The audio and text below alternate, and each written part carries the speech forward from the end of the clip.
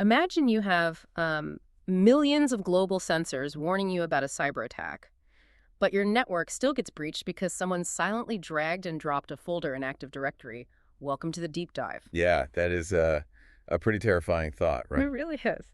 So today we are cracking the logic behind the Symantec EDR exam.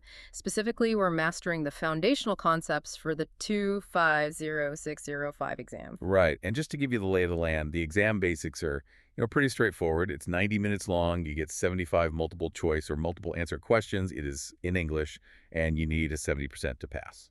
Okay, so what is our actual game plan for today? Well, the goal is to analyze 5 actual practice questions. We will read the full text and then completely break down every single option, A, B, C, and D. We really want to reveal the underlying logic for you. Perfect. Let's just jump right in. We'll start at the beginning of an attack lifecycle, finding the adversary hiding in the noise. Question 1. What are 2 types of data that can be searched using SEDR's investigative tools? Choose 2. Okay, let's hear the options. Right. So we have A, unused firewall rules. B, hashes of suspicious executables. C, IP addresses linked to command and control activity. D, expired endpoint licenses. So looking at this list, B and C are your correct answers.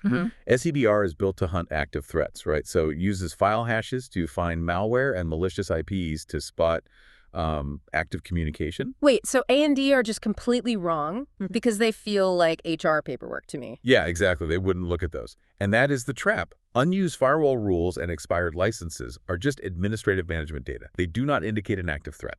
Okay, let's unpack this. It's like hunting a fugitive using fingerprints and known hideouts, which would be your hashes and IPs, Yeah. rather than, checking if their building permit's expired. That is a great analogy. You want indicators of active compromise. Right. Okay, let's transition from finding threats to actually stopping them mid-execution. Question 2. Which 2 exploit techniques are commonly detected and mitigated by SEP's memory exploit mitigation? Choose 2. Ah, ma'am. I love talking about this tool. Well, here are the options. A, DNS tunneling. B, hip spraying. C, shellcode injection. D, email phishing. Now, DNS tunneling sounds incredibly sophisticated. Why wouldn't a memory mitigation tool catch that? Well, it is looking in the wrong place. DNS tunneling is a network-based technique, and email phishing, option D, relies on social engineering. Neither of those actually exploit a software memory bug. Ah, okay. So what are the right answers? The correct answers are B and C. Memory exploit mitigation sits right at the application level. Think of a program's memory like a blank notebook. Heat spraying floods thousands of those pages with malicious code, and shellcode injection directly inserts instructions into a running process. MEM exists to stop that. Oh, wow. So MEM is basically like a bouncer at the memory's VIP section checking IDs, Yeah. while phishing is someone out front tricking the valet. That is exactly it. Moving from the endpoint to the macro view, let's look at questions 3 and 4. Question 3. Which shared Symantec technology enables real-time threat detection and enrichment in SEDR? Options are A, Symantec Brightmail Gateway. B, SEPM System Lockdown. C, Symantec Global Intelligence Network. D, SC Auto Protect. Right, so C is correct here. The Global Intelligence Network, or GIN, it uses millions of sensors worldwide for real-time context. And the others, they just fail the global test. Yeah, exactly. Brightmail's for email, and Lockdown and Auto Protect are distinct local endpoint features. They don't provide that massive shared global enrichment. Which brings up a contradiction for question 4. What feature allows SC administrators to create organization-specific intrusion prevention rules? So let's hear the choices for that one. A, host lookup override. B, custom signature configuration. C, Symantec Insight. D, log correlation engine. For this one, B is the correct answer. Unique organizational policies require custom signatures beyond the standard library. Wait, really? A, C, and D don't do that at all? No, they do not generate customized IPS rules. They deal with file reputation and logging. So what does this all mean? We need massive global data from GIN, but we still have to write our own local custom signatures to be fully secure. Are we not trusting the global intelligence? Oh, we trust it. But GIN is like the global weather forecast telling you a hurricane is coming.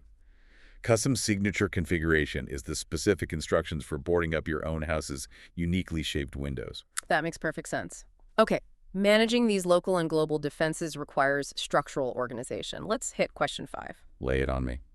When importing an organizational unit, or OU, from Active Directory into SCPM, what is the expected behavior? Options. A. Only disabled user accounts are imported. B. The OU structure is converted into client groups. C. Imported users can log into SCPM directly. D. OU import automatically generates GPOs in AD. So B is correct here. SPM automatically replicates the OU structure into corresponding client groups to really streamline policy application. Because D sounds like a massive overreach, right? SCPM writing GPOs back to AD feels dangerous. It would be, which is why D is entirely incorrect. And A and C are wrong, too.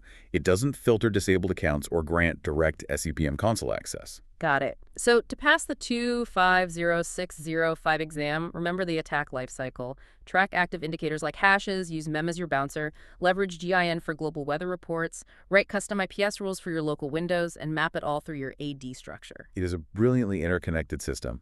But I'll leave you with a final thought to mull over. If SPM automatically syncs and applies your security policies based on your Active Directory hierarchy, what happens to your endpoint defenses if an attacker manages to silently rearrange that AD structure?